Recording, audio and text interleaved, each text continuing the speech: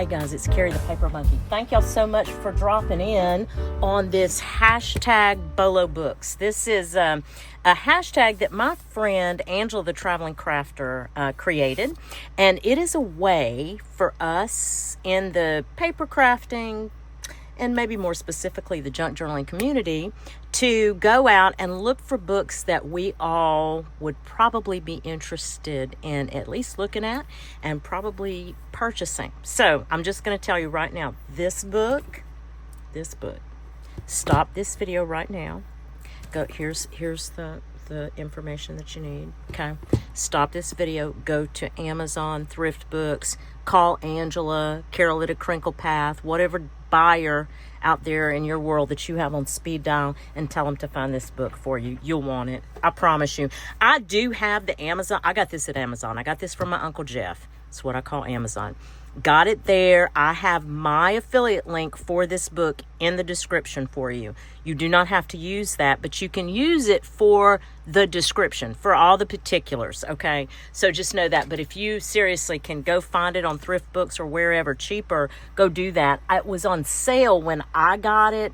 I don't know if it'll still be on sale, but I know it was like 35% off when I got it. This is 8 1/4 tall. And the entire width across is 6 1/4. Okay, let's get into it. I'm not going to keep y'all long because seriously, you'll want just look at the lead pages. They're just gorgeous already, right? I flipped through the pictures. I didn't read the book. Don't know how it's set up or why it's set up, but it is an illustrated guide to the Victorian language of flowers by Jessica Rue. I had to get it just for that name alone. Here, you probably want the ISBN number too, right? I think that's also helpful for you guys out there. So the contents are introduction, flowers, bouquets, and acknowledgments, and then your index is in the back. Dedication to her sister. Let's get into it.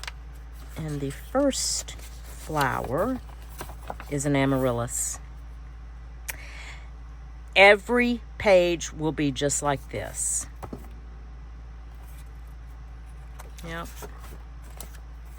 They are, appears to be sewn in. I haven't tried it, but it looks to me, yeah, oh yeah, like you can take these out in folios, which I will be doing. I know, please, for those of you that have issues with that, please, I understand your issue. But this is just how I'm going to do it. I'm going to keep the folios together, and I'm going to use it in junk journaling. I'm going to make some tags and some pockets and just all the goodness that we do here. Baby's breath. The font is really pretty too, actually, you know. So this is the begonia. If you wanted to, I was looking at it because if you wanted to use this, you'd have to cut this out, but you would lose that image on the other side of the name because of the way the book is made, right? I think there's enough pages. How many pages do we have total? 209 total. It looks like, what, 186 are going to be images. It looks like to me anyway, just at first blush. Bluebell. Oh, look how beautiful. I love this. I love this color. Oh, yeah, buttercup, that's going to be... I'll have to use that. Camellias. Camellias are very popular in the South. That's beautiful. Cattail. Chamomile. Yeah, we're not going to flip through the whole thing because it really is... I mean, it's just incredible. The pages themselves, guys, they're matte. They're all matte pages. And they're heavier than copy paper weight. They're not cardstock necessarily, but they're a good in-between. They're a very good in-between.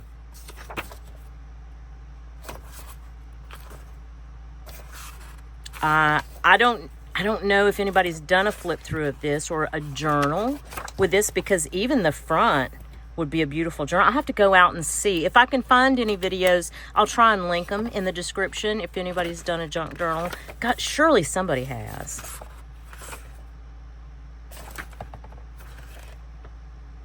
I've never even heard of that flower. dogwood. It's beautiful. Look how eucalyptus comes. I did not know that. I'm sure that's a variety. I'm sure there are different varieties, but forget-me-nots. Remind me of the song. Sending you forget-me-nots. Oh, yeah. Hemlock. I told you guys, this doesn't need to be a long video. Look at that holly in a Christmas journal. That would be gorgeous. I just think this book is stunning. I think it's worth a look. I think put it on your wish list. Put it, you know, if you keep notes of things that you like to find in the wild, this is definitely one of those that you need to go and keep on a list somewhere. It is just page. I mean, it's the way it's set up. It's identical, just a different flower for every page. Gorgeous. Lavender, look at that. Boy, that they have a new paper pad out at Hobby Lobby that a lot of this book would go with too. They sure do. I wish I could remember the name of it. I'll try to remember to link it if I can find it, because I was actually on Hobby Lobby's website earlier today, and they didn't have a lot of the new paper pads. They don't have them on their website yet. Some of them they do. Some of them they don't. I just don't remember the name of that paper pad right off. I know it will go with the one that I got. I just don't. And the one that I got, again, I can't remember the name. The one I got is, it's a William Morris type look. Yeah. Orange blossom. Look at the pansies. How pretty. Oh, that's gorgeous. Yeah, this one is, if you're looking at, oh my God, that's so pretty. If you are looking at anything where you're going to do a garden journal, an Edith Holden type journal, yeah, this is, wow. And it's really a good size. I mean, they are really good size pages. So the page itself is going to be right at 8. Yeah, 8 inches tall. Golly, that's pretty. I used to have some of these snowdrops. They didn't do, they did okay, but I planted them, I had them in the winter, but the summer rolled around and that was, I don't think they do well in the summer heat here. I'm in southern Louisiana. This book is wonderful. Let's get to the next section. So it's all alphabetical order for that first section, and then it goes into bouquets. Let's see what the oh my goodness. Guys. And then it tells you what to combine for this particular bouquet. Oh my goodness, for courting. Look how beautiful. Oh, I wasn't expecting that.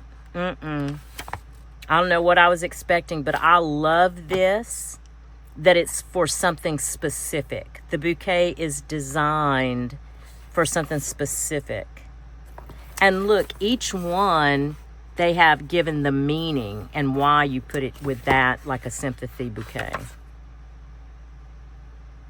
Regret and sorrow. Oh my goodness. I'm not going to, it'll probably be a little while before I take this one apart. I'm going to enjoy it. I'm going to bring it in, and it's going to be one of my books on my little table when I go and watch TV with my honey. I'll flip through this more and pay more attention to it. Give it a good read. Wheat is for riches. Baby's breath is for purity and innocence. Lilac for first love. This is fascinating. And then your acknowledgments, and then you have an index. Apology and forgiveness, encouragement. Oh, that is wonderful. That is, oh, I love it. I love it. Hardback, very sturdy. Andrews McMeel Publishing did this. So anyway, thank you all so much for dropping in on this one. I hope you love this one as much as I do. I really was. I'm very, very pleased with it. Very pleased with it. An illustrated guide to the Victorian language of flowers. Love it. Anyway, thanks again, guys. And I do hope whatever it is you get to do today or in the next few days, it is at least as much fun as I'm going to have reading through every one of these pictorial floral images. Thanks, and we'll chat soon. Bye.